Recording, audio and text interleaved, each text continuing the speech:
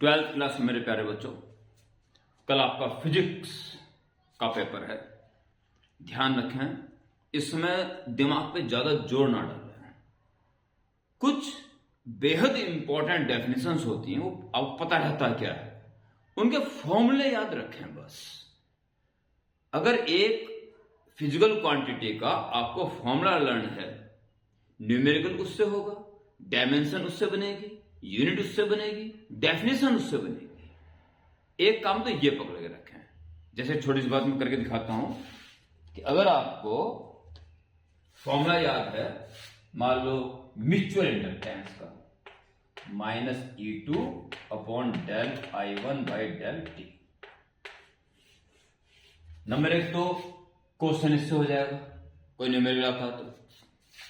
Unit volt upon ampere per second, और नहीं तो सीधे आपको हेनरी याद रहनी चाहिए, पर अगर आपने हेनरी की जगह volt upon ampere per second भी लिख दिया तो नंबर मिलते हैं उसमें।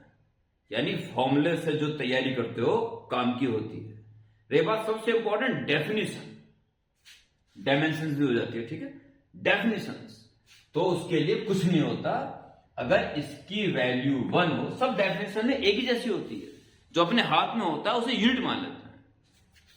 तब m की वैल्यू E0 E2 इक्वल हो जाएगी, और अगर न्यूमेरिकल ले लें तो ये प्लस हो जाएगा। तो इसकी डेफिनेशन देखो खड़े खड़े बन जाती है आराम से। Mutual inductance between two coils is defined as the A is equal to the numerical value of induced EMF set up in one coil if the rate of change of current in another coil is unity। बन गई definition. इस तरह से कुछ important part के केवल फॉर्मूले याद रखें, लिख लें पेपर में फटाफट, तो बहुत कुछ अपने लपेटे में ले लेगा। न्यूमेरिकल्स जो बोर्ड में आए हुए हैं और जल्दी हो रहे हैं, केवल उनकी प्रैक्टिस करें, लंबे लंबे न्यूमेरिकल्स अब ना करें। रही बात डेरिवेशंस की, तो प्यारे बच्चों कुछ डेरिवेशंस अपना आप देखें, वो अपना आप दिख जाएगा, ये इंपॉर्टेंट है, जिसमें कुछ मैं आपको बता देता हूं।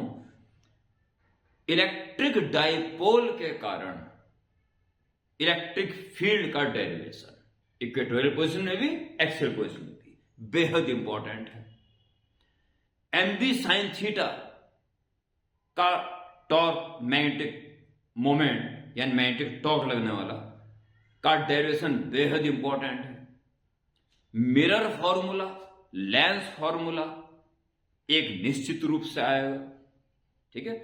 इसी टाइप से आगे जाके एक जबरदस्त इंपॉर्टेंट जिसका आना लगभग तय है, PN junction as a rectifier हर हाल में आएगा, हर हाल में आएगा, क्योंकि उसका वेटेज है, ट्रांजिस्टर निकल चुका है, तो इसके अलावा बचा ही नहीं है कुछ ज्यादा, निश्चित रूप से आएगा। जितना मैंने आपको बता दिया, इसको भी फॉलो कर लेंगे तो बहुत जबरदस्त फायदा आपका निश्चित रूप से होगा।